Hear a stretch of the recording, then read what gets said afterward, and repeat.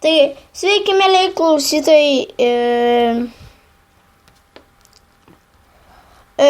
Šiandieną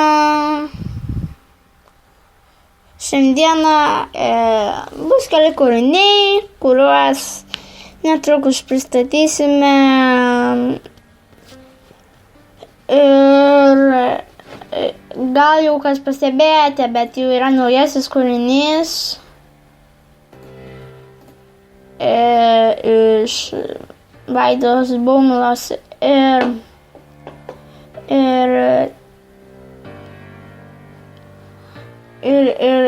Monikos Pundziūtės dviese. Vadinasi kūrinys, kurį turbūt mes paleisime arba net nepaleisime. Dabar yra kelios dainos. Ir dabar už šitos ar per vidurį šitos dainos pristatysime anekdotus.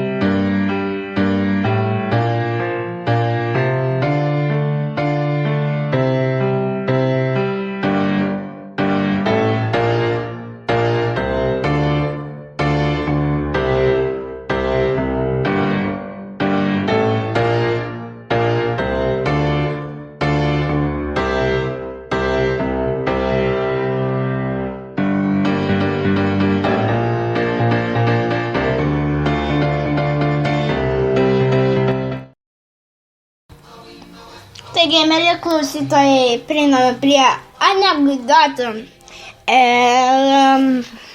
Taigi, mūsų anekdotai bus keli. Ir jie bus keli. Jeigu jie keli, tai reiškia, bus keli.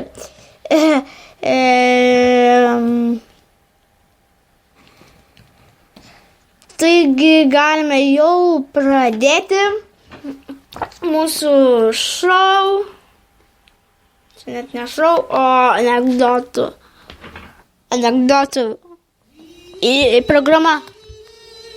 Taigi, pirmas anekdotas štai va toks.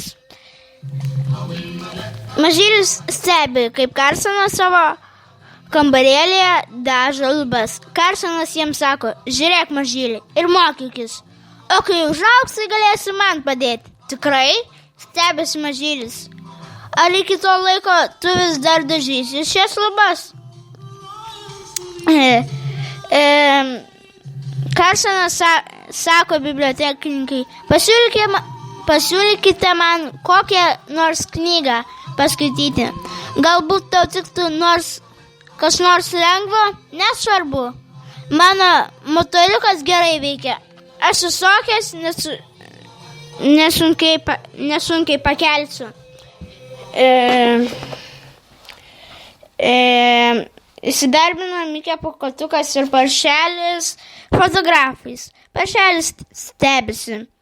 Mikė, kodėl visi, kuriuos aš fotografuoju, nuotraukėse juokiasi, o tu įsivaizduok save prie fotoaparato stovo pasilipusi ant pagalvių kalno ir nusiritant žemyn kaskart, kai paspaudi mygtuką.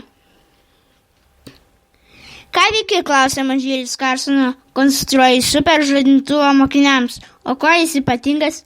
Pirmiausia įsijungs sireną, po to pasigirs artilerijos salvė, tada jums purkšti šaltas vanduo, o jei vis tiek mokinys nesikels, žadintuvas paskambins mokytojai ir praneš. Mokinys netiks, nes susirgo gripu. Šuo Šaikas gėrėsi katinu. Matroskinui. Sužvejojau didžiulę lydeką, jis sveria 20 kilogramų. Negali būti. Aš taip ir pagalvojau, kad manimi nieks nepatikės, todėl lydeką paleidau.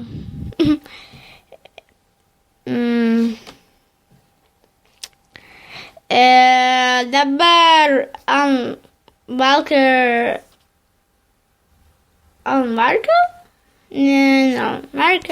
o dabar duonim dėl, kas būsim rytoj.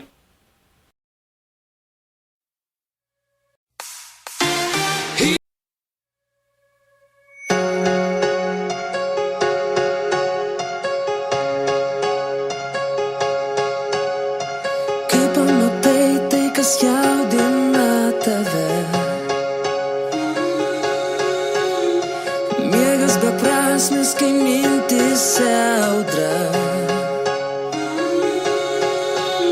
Nuojauta sako, paleisti nevalia. Ko gero man negana turėti, ką turiu dabar. Mes apšviesim visą miestą ir dainuosim lyg aušros.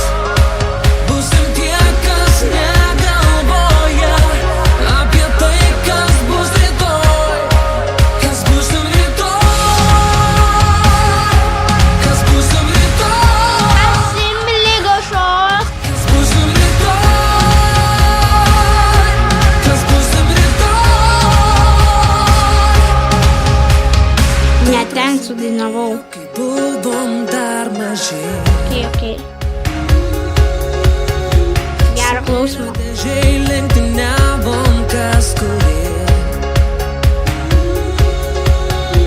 Laikas parodyt pasauliui, kas slėpė. Nepaisant to, ar bijai, tu to laukei ilgai.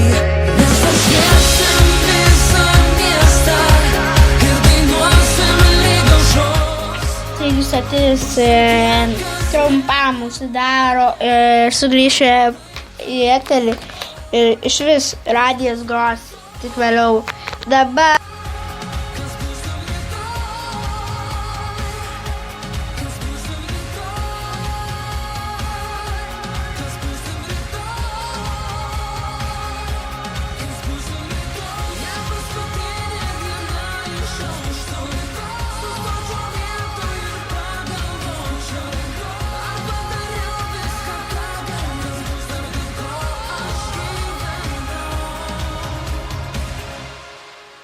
kai dienos bėga, nesitiki nieko, kas gali būt kitaip.